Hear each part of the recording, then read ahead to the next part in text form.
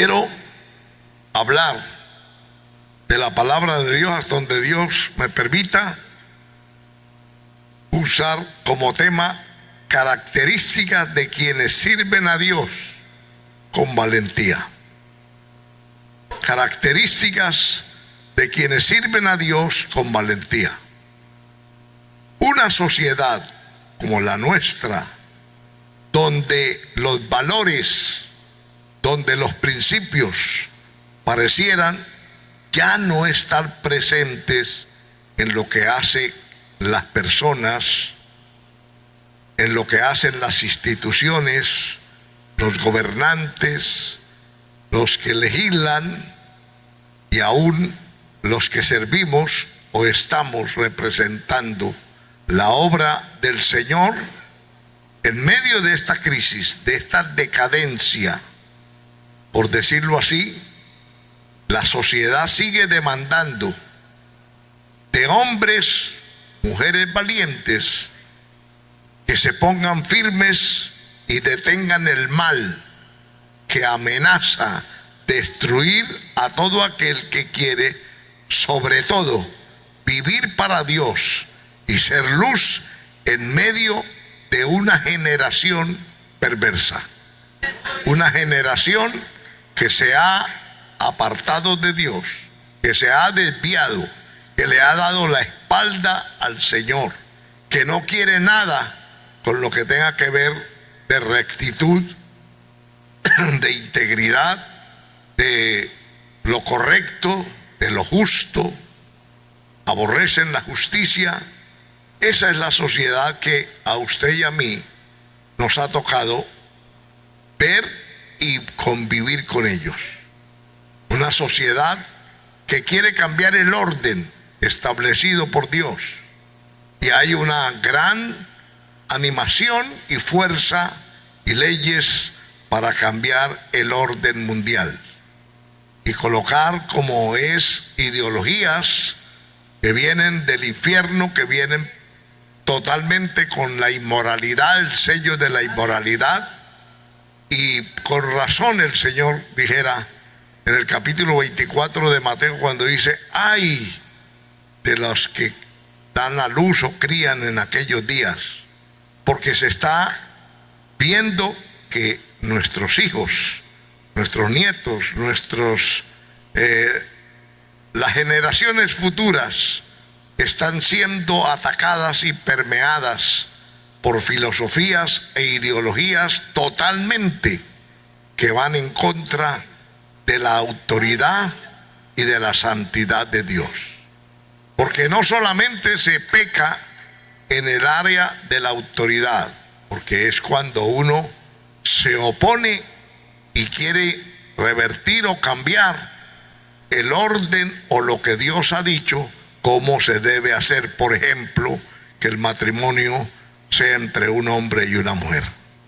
Eso es un orden y esa es la autonomía y autoridad que Dios estableció. Pero hoy vienen las leyes, vienen los hombres corruptos y dicen: no nos gusta esta manera, queremos un orden diverso, queremos una sociedad liberal, una sociedad que haga lo que quiera. Y usted mira que la mayoría de los gobiernos se están alineando y los que están llegando a esas posiciones son gente totalmente inmoral, corrupta, perversa, que está llevando a ese camino a la mayoría de la sociedad y apoyan. Usted mira el apoyo, las libertades, las leyes que se crean para darle formalidad y garantías a quienes así quieren comportarse, a la delincuencia, todo lo que sea perverso, y hay leyes ya en contra.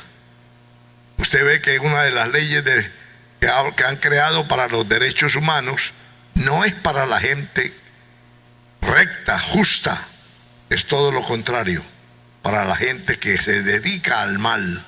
Entonces hay leyes que los favorecen, que los cubren. Entonces estamos viviendo una época de crisis, estamos viviendo una época de decadencia. Estamos viviendo una hora de gran oscuridad.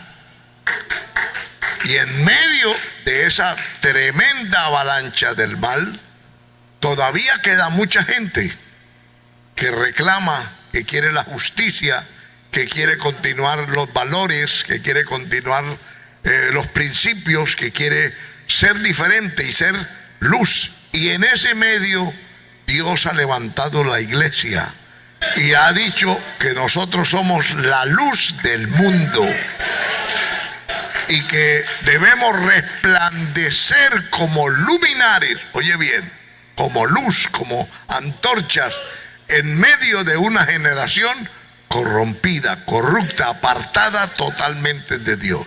Ahí es donde la iglesia, ahí es donde el creyente, donde la mujer, el hombre, el adolescente, la adolescente y todas las personas que se han acercado a Dios, brillemos y seamos como ese faro, ¿verdad?, que orienta al navegante que está perdido en las aguas. Es eso lo que Dios quiere, esa generación o ese pueblo que la sociedad está reclamando, que se levante, que Dios levante, que salga de alguna parte, alguien que defienda, alguien que se ponga entre los muertos y los vivos, alguien que haga brecha, alguien que clame, alguien que diga, heme aquí, y que sea, aparte de ser luz, aparte de ser testimonio, también la iglesia está llamada hoy más que nunca a ser intercesores. Tenemos que interceder, tenemos que gemir, tenemos que llorar, tenemos que orar, tenemos que ayunar, tenemos que vigilar de verdad a Dios y clamar, interceder. Usted sabe que cuando se habla de intercesión no es una simple oración como siempre se hace. No, hay que gemir. Y para poder interceder usted tiene que ponerse en el lugar del otro y sentir el dolor del otro, sentir la calamidad del otro, la necesidad, la precariedad del otro, para poder usted llevarla al Señor, para el Señor poder salvarnos, para poder redimirnos y para poder interceder, y continúa intercediendo ante el Padre. El Señor Jesucristo tuvo que ponerse en nuestro lugar, tuvo que humanarse para podernos entender, para poder sentir la compasión que debía tener y redimir y no escatimar ningún esfuerzo hasta entregar su vida en favor de nosotros. Entonces, hoy necesita la iglesia, o el mundo, digámoslo mejor, el mundo necesita de una iglesia intercesora, que gima, que llore, que lamente la condición, que como los profetas en el Antiguo Testamento, como fue Daniel, reconocieron y dijeron, perdona el pecado de toda la nación, de toda la humanidad. Y decía, hemos pecado, te hemos dejado, le hemos dado la espalda. Señor, Jeremías decía, vuélvenos a ti, renueva nuestros días como al principio. Es decir que ese pueblo, esa generación es la que Dios está llamando a que se levante. Hoy no podemos ser simplemente creyentes nominales, creyentes miembros de una denominación simplemente que viene a cantar, que se entretiene un tiempo, pero que sale igual descuidado, que no se preocupa por el dolor de los demás, que no le importa si están perdidos o son salvos, que se ha olvidado de la condición del mundo. Esa no es la iglesia del Señor. Esas son religiones y esas son sectas, pero no son la iglesia del Señor.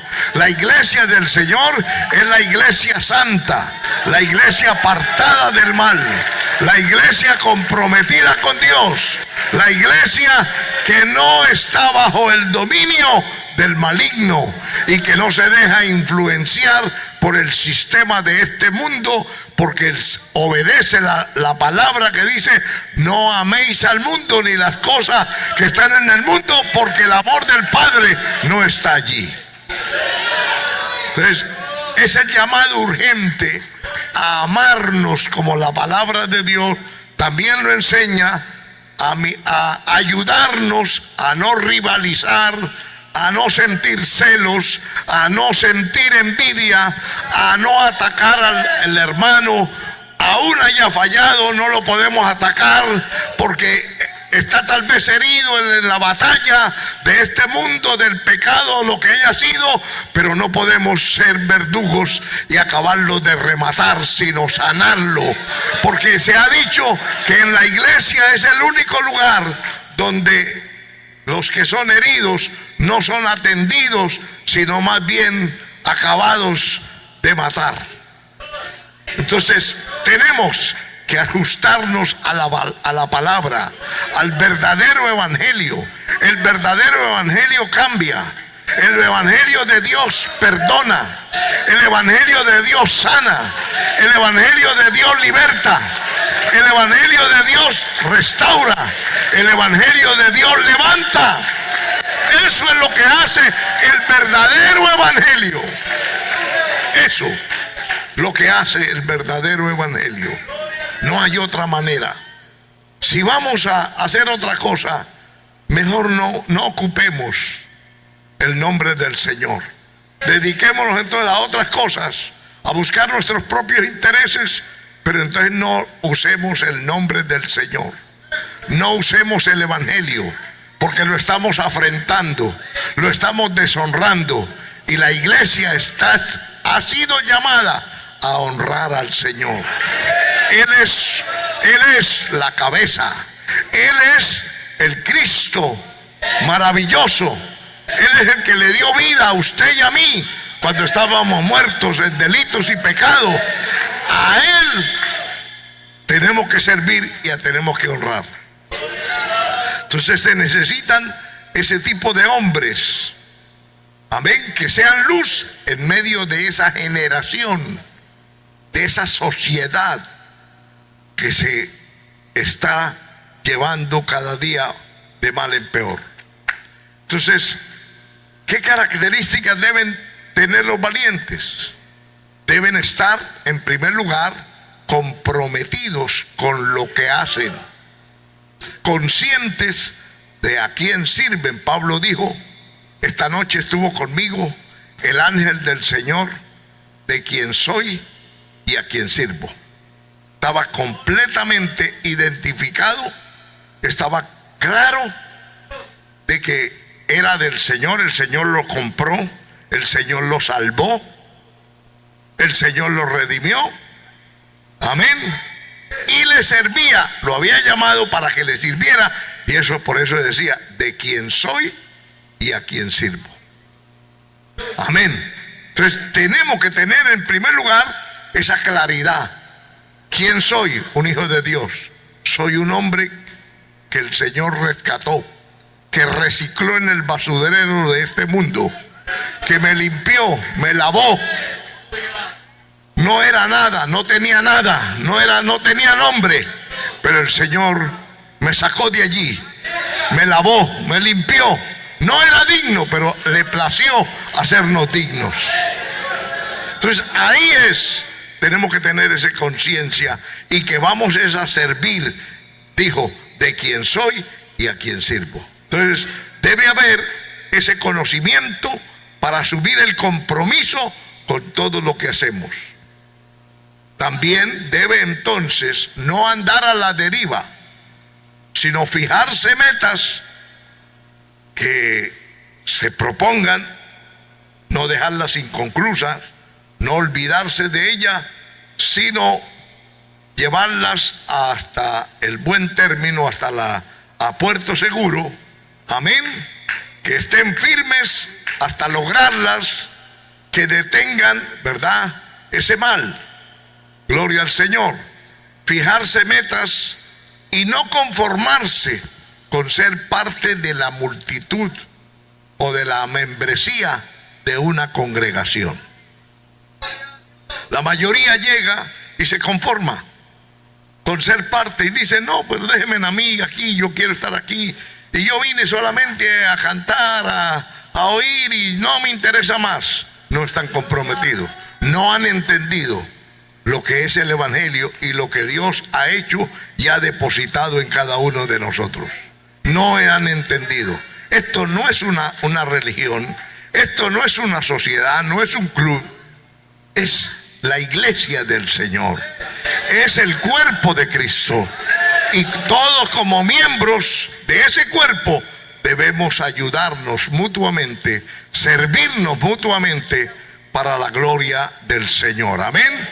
Entonces, no conformarse con ser parte de la multitud, sino estar vestidos, como dice Pablo a los Efesios en el capítulo 6, verso 10 hasta el 18, que nos dice que nos vistamos con toda la armadura de Dios para que podáis hacer frente contra todo ataque del diablo.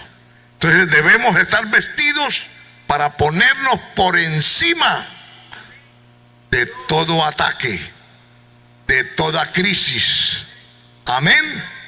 Y manteniendo la mirada fija, como dice también la palabra del Señor en Hebreos 12:2, que dice: puesto los ojos en Jesús, el autor y consumador de la fe. Entonces tenemos que vestirnos y colocar la mirada, amén, en el Señor, y la mano en el arado, en la espada, y no mirar atrás, porque el que mira atrás no es digno de ser discípulo del Señor. Se convierte en un transgresor, en un traidor. Eso es lo que la palabra del Señor está hablando. Entonces nuestra mirada debe estar fija en el Señor, y entonces de esta manera estamos asegurando una victoria. Nos estamos convirtiendo en conquistadores, nos estamos convirtiendo también en gente que tiene conocimiento, que sabe lo que está haciendo, que si estamos sirviendo tenemos, como dijo Pablo a Timoteo, guarda el buen depósito. Tenemos depósito, depositada la gracia, depositada la unción, depositado el conocimiento, que fluya en su corazón y en mi corazón la palabra, que no lleguemos desarmados, que no lleguemos desorientados, que no sepamos qué es lo que estamos haciendo, a quién servimos y qué es la meta que nos hemos propuesto. Tenemos que ser gente de altar, gente de estudio, gente comprometida con la causa, gente consciente que este no es el negocio nuestro, que es la obra del Señor. Eso es lo que hay que tener en cuenta, amados hermanos, para poder ser útiles y tener en nosotros estas características. Una de ellas que pudiéramos resaltar en esta hora es: los valientes no salen huyendo cuando llega la crisis. Te mira gente en las congregaciones, en los ministerios, que viene un problema, mientras no hay problema, mientras todos le echan el brazo por encima y oyen hablar maravillas, ahí están. Son fieles. Cuente conmigo, es leal. Pero ¿qué cuando viene la crisis? ¿Qué cuando se presenta un problema? ¿Qué cuando hay un ataque? ¿Qué cuando ocurre algo? ¿Me mantengo ahí? ¿Sigo pensando igual? ¿Sigo siendo leal? ¿Sigo siendo íntegro? ¿Sigo respaldando? ¿Sigo ayudando? ¿O salgo huyendo? ¿Por qué huye? No, porque allí se presentó el problema. No, porque allí me dijeron esto, porque yo oí esto. Hay gente, ve una mala actitud del pastor o del que sea, y entonces en lugar de mirar que es un ser humano también, de mirar que se puede equivocar con lo que dice, de mirar que es un ser lleno de defectos igual que él, entonces salen huyendo. Y lo triste es que salen difamando, salen criticando, salen atacando y ayudando a afectar a otros que les oyen. Entonces dicen que son de la verdad, que están del lado de Dios, del lado de la verdad, pero no parece, porque están sembrando cizaña, están sembrando desaliento, están desmotivando y están deshonrando y difamando del nombre de Dios y del Evangelio. Entonces tenemos que saber que el que de verdad ha sido tomado, Pablo le dijo a Timoteo, ninguno que milita como soldado se puede embarazar o enredar en los negocios de la vida a fin de agradar al que le tomó por soldado. Y debe tener paciencia, porque vienen crisis, pero no vamos a estar todo el tiempo en eso. Ay, si ha cometido tal vez algo, un error o lo que sea, hay que enmendarlo, pero hay que dialogarlo, hay que hablarlo, no huir y huir amargado. No, esa no es la cordura, ese no es el llamado, eso no es el Espíritu de Dios, eso no es estar compenetrado, más bien es estar afectado con pensamientos, conceptos. Observamos cosas y nos las vamos cargando en el corazón y nunca las hablamos, y cuando explotan van a sembrar desánimo en ellos y en otros. Porque uno no se afecta solo. Si uno se afectara solo era diferente, no habría tanta mortandad.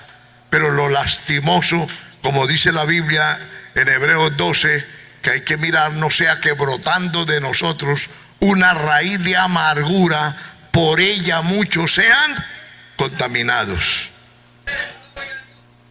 Ese es el cuidado como iglesia, como hermana, como hermano, como siervos del Señor.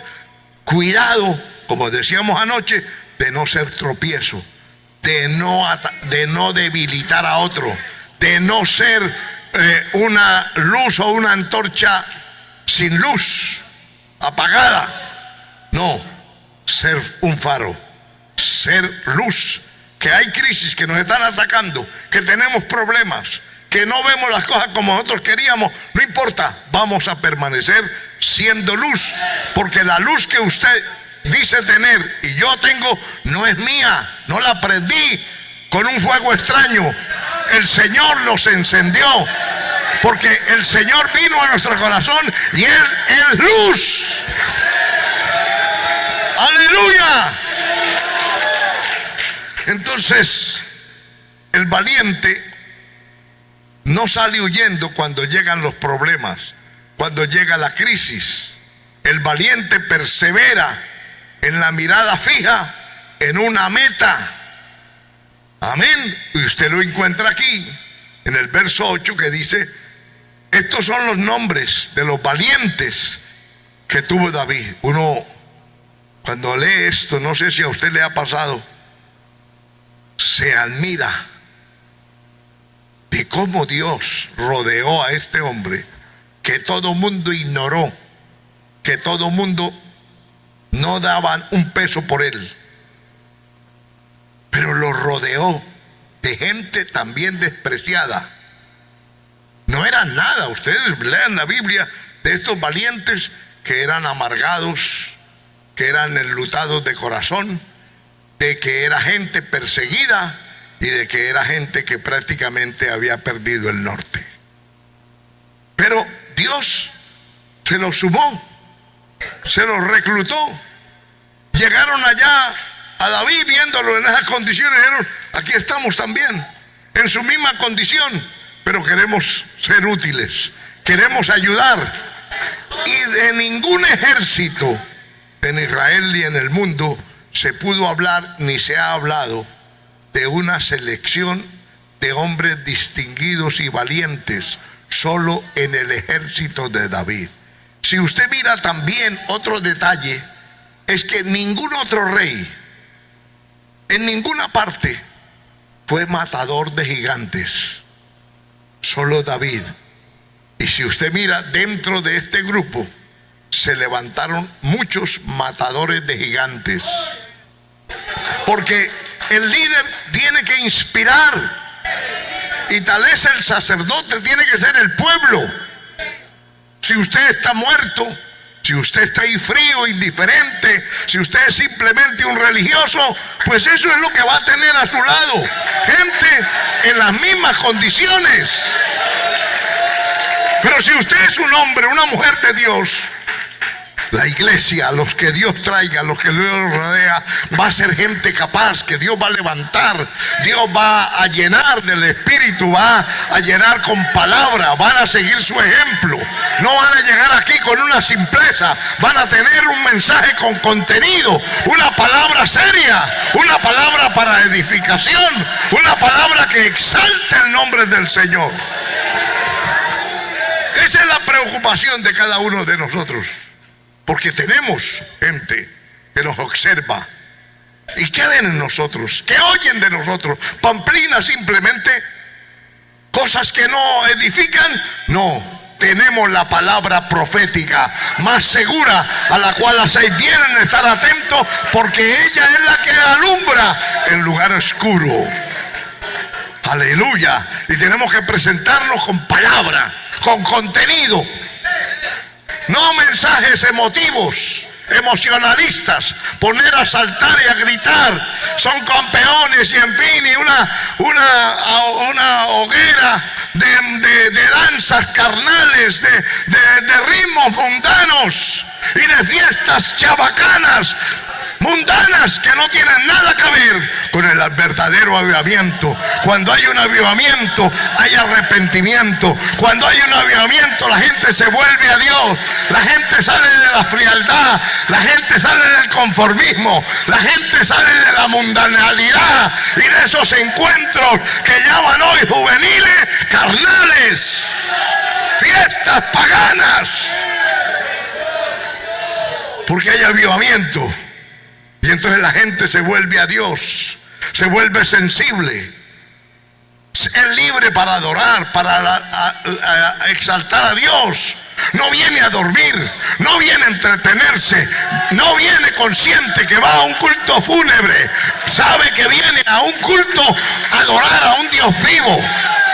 Que lo que está vivo debe alabar a Dios. Todo lo que respire, alabe a Dios. No puede venir de otra manera si tiene a Cristo en su corazón. Esto no es un entretenimiento. Nos reunimos a rendirle culto a Dios. Esto no es para divertir la carne, es para entregar nuestro espíritu, es para negarnos a nosotros mismos, es para vivir para Dios. Por eso cada momento tenemos que aprovecharlo al máximo. Gloria al Señor. Usted puede ver aquí que el primero que nombran fue un valiente, porque en una ocasión solo se enfrentó a una multitud y él solo mató 800 hombres. Y no estábamos hablando de 800 por ahí que se quedaban dormidos, eran 800 guerreros, de 800 hombres adiestrados en la batalla, en la guerra. Amén. Luego dice, después de este se levantó Eleazar, hijo de Dodo, Ahoita, uno de los tres valientes que estaba con David cuando desafiaron a los filisteos que se habían reunido allí para la batalla. Y dice aquí, y se había alejado los hombres de Israel. O sea, cuando vieron, como pasa hoy en día, cuando vieron que se levantó el problema, cuando se levantaron los enemigos, dijeron, ahí vienen. Y el polvo fue lo que dejaron con sus pies. Y se quedó uno, Eleazar. Los otros corrieron despavoridos y él se vio rodeado de una multitud tremenda de filisteos que venían a acabar con todo.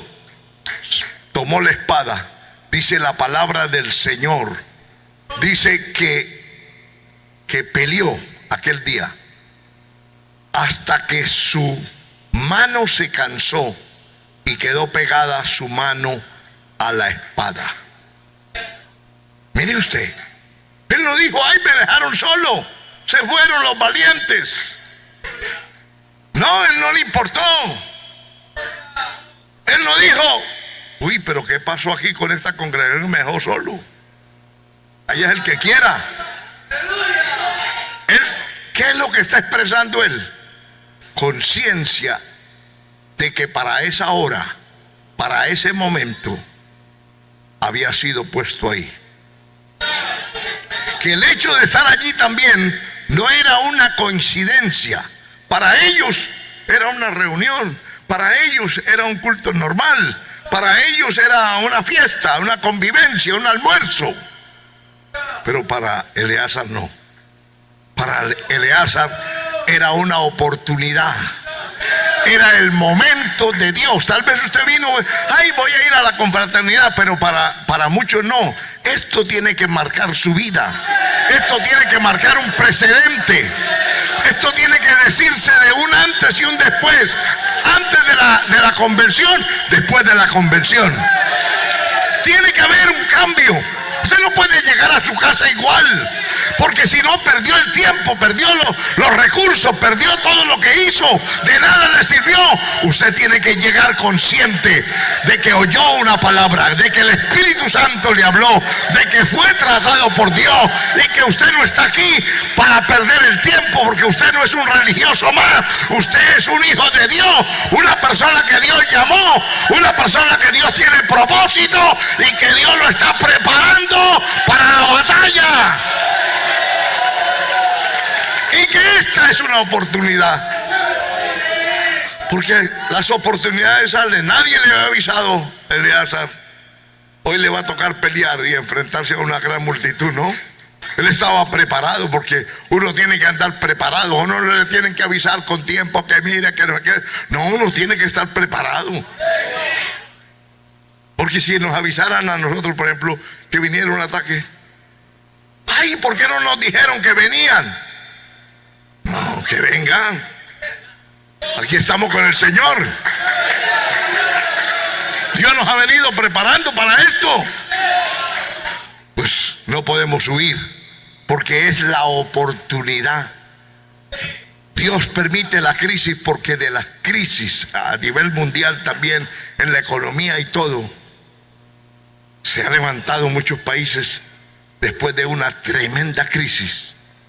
Muchas gentes tenían un pequeño negocio, se les quemó, se les incendió, y hoy son edificios, son empresas grandes. ¿Qué tuvo que pasar para que eso surgiera? Una crisis. Amén, amado hermano. Eso es importante. Entonces hay que aprovechar aún la crisis. Ahí está, esa puede ser su oportunidad. El hecho de que no hay obreros y Dios lo llama a usted, es su oportunidad, es su momento, no lo deje pasar. Eso es lo que tenemos que hacer, estar alerta para que el enemigo no nos sorprenda. Y entonces dice que peleó hasta que su mano se cansó y quedó pegada su mano a la espada. Aquel día Jehová dio una gran victoria. Aquel día, con un hombre, con uno solo, que entendió, que captó la visión, uno solo. No se necesitan multitudes, uno solo que se ponga en la brecha, uno solo que capte la visión, uno solo que le diga, heme aquí, uno solo. Con uno solo Dios puede hacer cosas grandes. Con uno solo Dios puede llamar a otros. Con uno solo Dios puede levantar un gran ejército. Pero tiene que haber alguien que le crea a Dios, que se someta, que esté dispuesto a ir al sacrificio, que esté dispuesto a lo que sea, a luchar, al vituperio, al escándalo, a la crítica, a la soledad, al ataque, a la pobreza, a lo que sea. Pero tiene que haber alguien dispuesto que le crea a Dios, que Dios puede levantarlo, como dijo Abraham. Fue y sacrificó a su hijo, porque en la mente, en su corazón, estaba convencido que Dios era poderoso para levantar a su hijo de las cenizas y devolvérselo, porque Dios no puede, ¿verdad?, fallar a la palabra. Y él había dicho: Abraham, de Isaac le daré descendencia. Y él tenía eso en su corazón y en su mente. Dijo: no importa, me lo está pidiendo, lo voy a sacrificar, lo voy a incinerar. Pero luego el Señor, como me dio una palabra, y Él no falla, Él no miente, Él no es hombre, Él cumple, Él es fiel, Él es eterno, Él es soberano, me lo va a devolver. Yo lo voy a tomar y voy a ver la descendencia a través de Isaac. ¿Verdad? Mire usted, creyó, no creyó en él, creyó en Dios. Estaba plenamente convencido. ¿Y qué es lo que Dios está buscando de usted y de mí? Que estemos plenamente convencidos que Dios es real, que Dios nos llamó, que Dios nos puede levantar, que hoy no tenemos nada, pero Dios nos abre puertas, que hoy estamos estrechos, mañana nos llevará a espacios. Dios es el que levanta del polvo al pobre.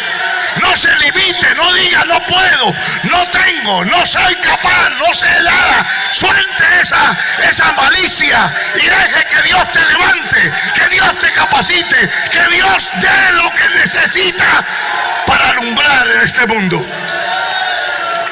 Alabanzas a Dios. Eso es lo que se requiere, no más. Amén. Que no hay nada allí, que no hay allá. Mucha gente dice: y bueno, ¿y qué hay allá? ¿Y cuántos hay allá? ¿Y qué me van a dar? ¿Cómo va a ser el respaldo? ¿Cuánto me van a dar mensualmente? Si Dios te llamó, Dios es responsable. Dios te proveerá, Dios te abrirá puertas, Dios traerá gente que lo va a apoyar, que lo va a ayudar, que le va a abrir lo que usted no tiene. Pero usted tiene que creerlo. Eleazar creyó. Todos se fueron corriendo, pero dijo: no, yo no puedo ser como ellos. Que mi esposita no quiere, que mi esposita no quiere, que el niñito no, allá no le gusta.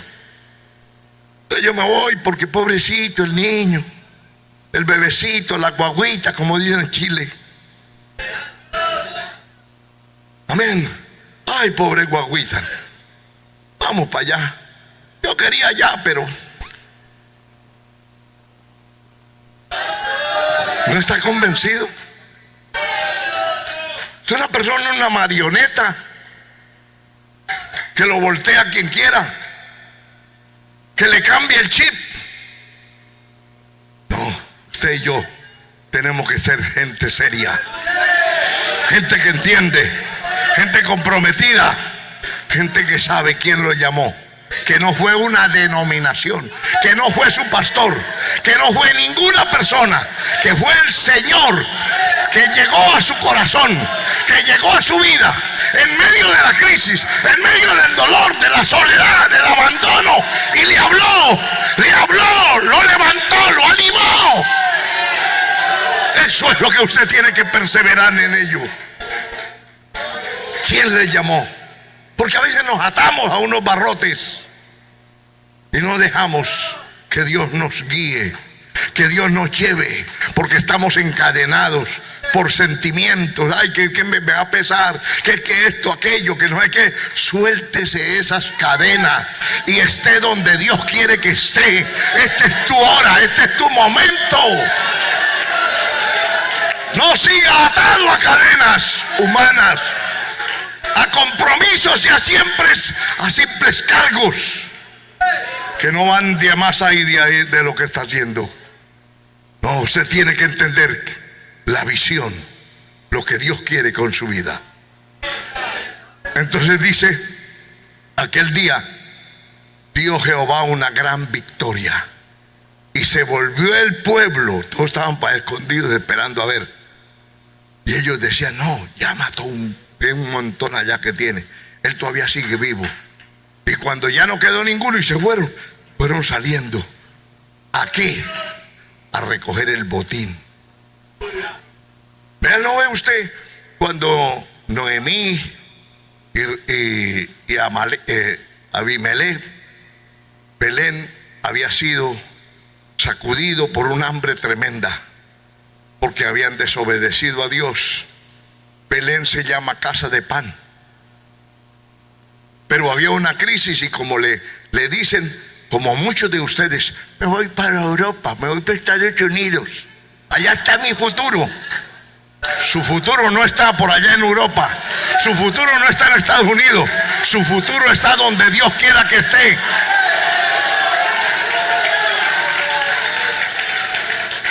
Pues vino alguien y le dijo, uy, si usted fuera a Moab, allá hay sueldos, mire, aquí le dan un denario diario, allá ya gana 10 por hora. Uy, sí, 10, me voy para allá. Y yo creo que la que más influenció, porque a veces es así, fue Noemí. Influenció a Abimelech y le brindó un palacio tremendo construido en el aire a él y a sus hijos, y se lo llevó. Y Dios dijo, sí, vamos a ver cómo le va aquí en la casa de los demonios, porque así era Moab, casa de demonios. Deja la casa de pan, la casa de Dios, para ir a servir en la casa de los demonios. El primero, feliz la mujer. Vea mi ballet, aquí sí vamos a tener la casita, aquí sí vamos a tener ese futurito, aquí van a crecer nuestros hijitos en un bienestar. Y tal vez miraban a la pobre ciudad, pobre de Belén, que nadie la apreciaba, nadie la conocía, y se burlaban, que no éramos que allá en el matadero, en el molinero. Entonces Dios le acabó la dicha y pura, el primero que mató fue a Abimelech. Quedó viuda. Ella se consoló, dijo, pero por lo menos me quedan mis 2 hijos, estos 2 retoños.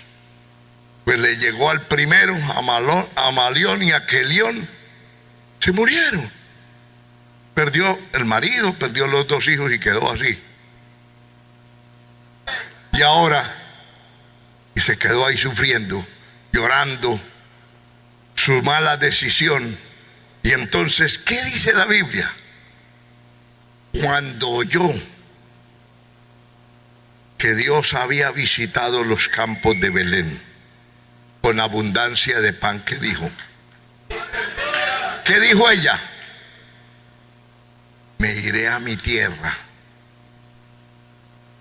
Aquí no tengo sino tristeza, luto. Aquí no conseguí lo que yo quería, el sueño ese que traía. Aquí me fue mal. Y cuando llegó allá le dijo que era Noemí, que quiere decir nombre, mujer feliz, mujer placentera. Y le decían, ay, bienvenida Noemí. No, mujer feliz, no. Díganme mujer amargada. Yo ahora soy Mara. Ya no soy Noemí, soy Mara. Yo ya no soy feliz, soy amargada, es lo que estaba diciendo. Salían a recibirla, lloraba y ella lloraba. Pero, ¿qué me llama la atención y por qué traigo esto? Porque aquí dice que estos hombres, cuando vieron que Dios le dio la victoria a Eleazar, que peleó, que arriesgó su vida, y que había un gran botín de los que habían caído, de los filisteos muertos, que traían armas, que traían comida, que traían vestidos, que traían de todo, se fueron a despojar a los muertos para recoger el botín. Eso era una victoria para ellos. Y qué bien, y eso es lo que le gusta a la mayoría, pero no quieren pagar el precio, no quieren sufrir, quieren llegar cuando ya todo está hecho. No quieren pasar por el desierto. Amén. Cuando Noemí oyó que Jehová había visitado a su pueblo, dijo, me voy de aquí. Me suena bueno en el sentido que si usted quiere ver tantos flojos, tantos descarriados, que se han ido, que nos han dado la espalda, que vuelvan. Vamos a que Dios nos visite. que haya una visitación de Dios. Y entonces cuando la gente oiga y vea que Dios nos está visitando, se van a volver. Se van a volver, porque allá donde están en el desierto. Allá están solos, están amargados, están tristes, están siendo humillados. Y cuando nos vea a usted y a mí que Jehová nos ha visitado, vamos a necesitar lugares grandes. Vamos a necesitar haber crecido, porque la gente va a llegar, porque Jehová nos ha visitado. Y Dios nos está visitando. La palabra está corriendo. El Espíritu está corriendo. La palabra está fluyendo. Hay un mover, hay un sentir, hay una libertad. Aleluya, vienen vientos de gloria. Una gran lluvia se oye. Viene un despertar. Viene un crecimiento. Viene un ensanchamiento. Viene lo grande, lo grande. Dios está levantando un pueblo, pero no huya, no se vaya, porque hay problemas, porque hay situaciones. Manténgase, no huya. Dios está permitiendo quizás alguna situación para madurarla, para madurarlo, para que vea lo que Dios hace en medio de la crisis, en medio de la soledad, en medio del ataque. Usted está mirando, está escuchando, pero está viendo lo que Dios está haciendo, la obra de Dios, cómo Dios abre puertas, cómo Dios levanta gente, cómo Dios sigue llamando, cómo Dios sigue derramando del Espíritu Santo. Yo no sé, pero yo siento su presencia, siento que Él está aquí, siento que Él nos está llamando, siento que Dios quiere que nos pongamos en las manos de Él, que le digamos: cuenta conmigo, yo no quiero huir, yo quiero ser parte, no de los cobardes, sino de los valientes, de los que se mantienen, de los que van a la batalla, de los que le creen a Dios.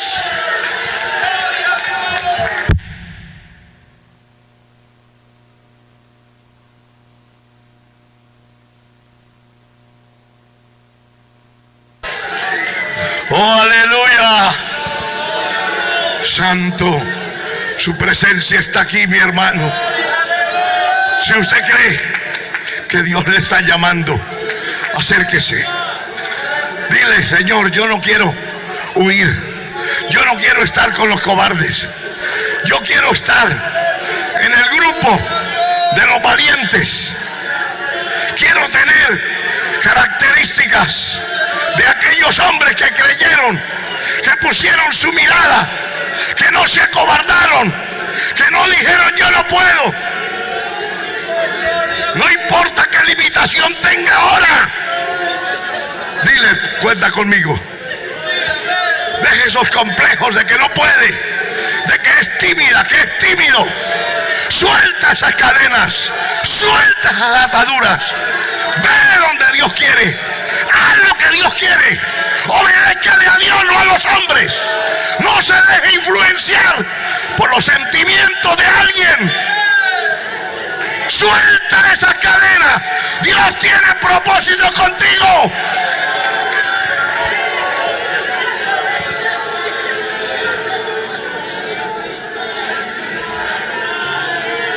Aleluya. Oh, alabanza.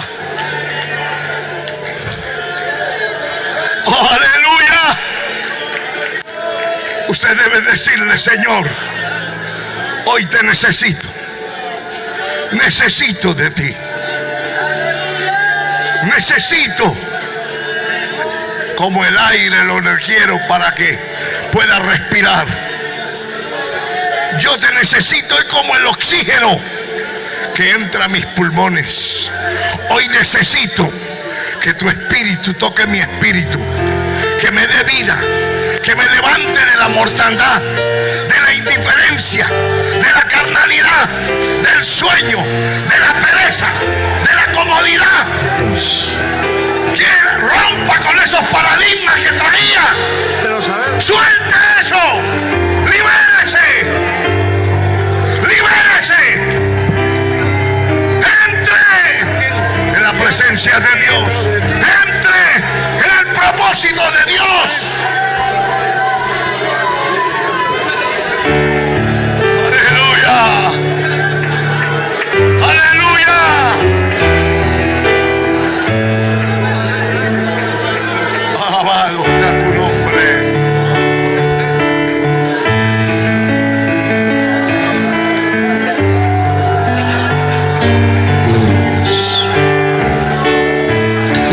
Señor.